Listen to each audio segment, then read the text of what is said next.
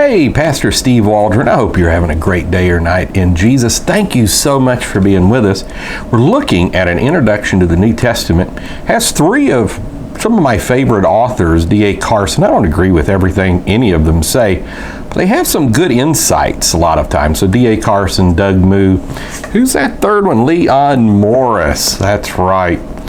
And so, been looking through this, and this is just a good, what I would consider solid introduction to the New Testament. I think I still like Merrill C. Tenney's better. That's just me. This seems a little more, how would I phrase it, technical?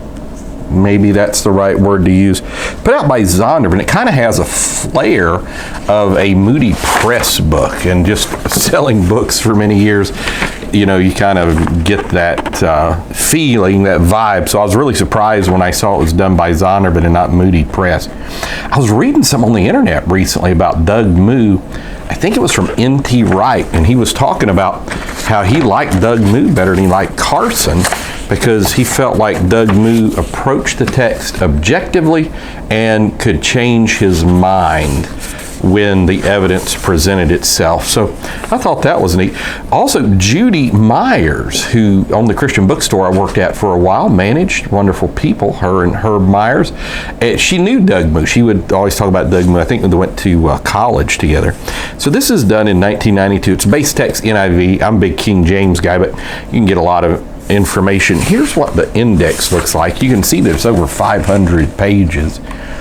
And I'll probably just, I'll show you a couple random pages, read out of some, let you try to get a feel for what's in here.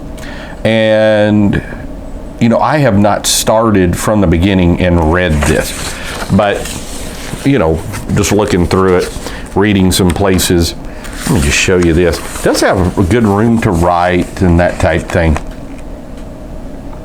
But I'm kind of on a Doug Moo kick here recently. That's just me. You know how you get like a Ben Witherington or a Craig Keener or a Craig Evans, where you're just like, yeah, this guy's doing really good. You'll just get on kicks. And so right now I'm just kind of on a little Doug Moo kick.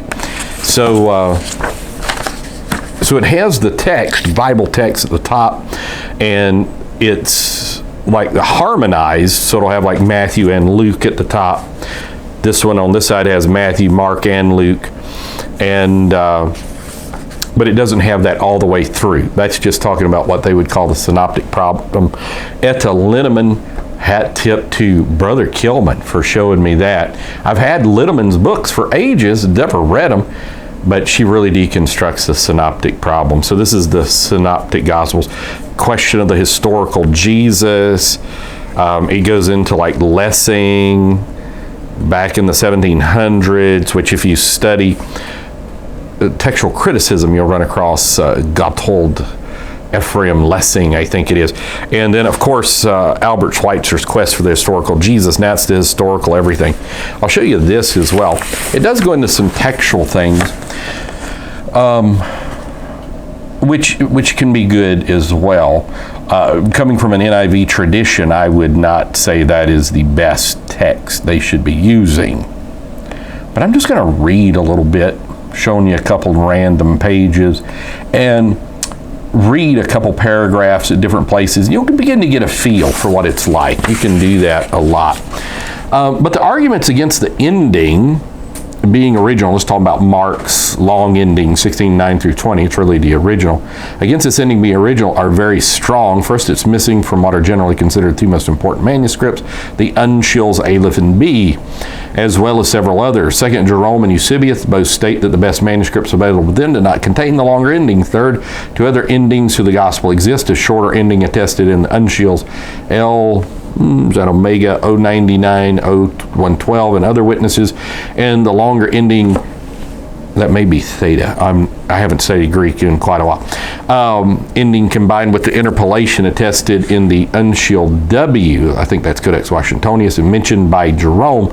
The presence of these alternate endings suggests that there was uncertainty about the ending of Mark for some time. Fourth, the longer ending contains several non-Markan words and expressions. Fifth, the longer ending does not flow naturally after 16:8.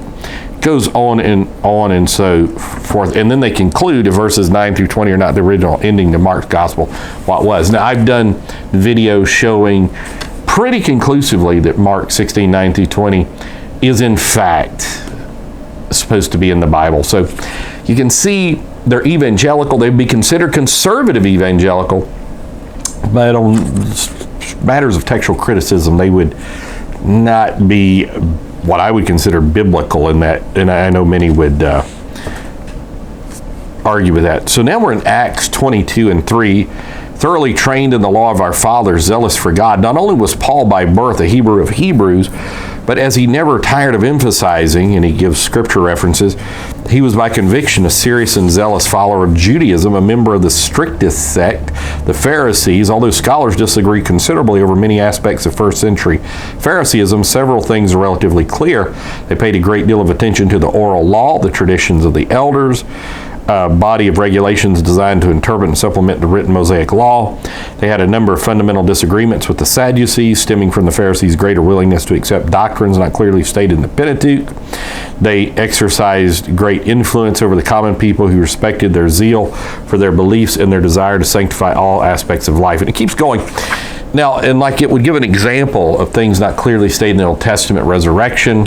I would say the Old Testament clearly teaches the resurrection. You know, Job, those skin words, eat this body in my flesh, I shall see God. Talks about Richard Longenecker in here, F.F. Bruce, which he's good, Martin Hingel, heard of, not acquainted with, really, Fortress Press. This is some of the footnotes.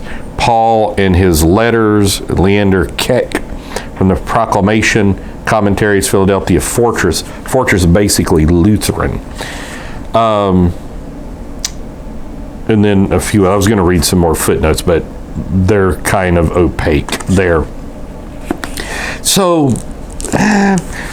you can learn some things. You'd have to be very diligent, eat the food, spit out the sticks, unless, of course, you're coming from this kind of neo-evangelical perspective, then you would just swallow this hook, line, and sinker.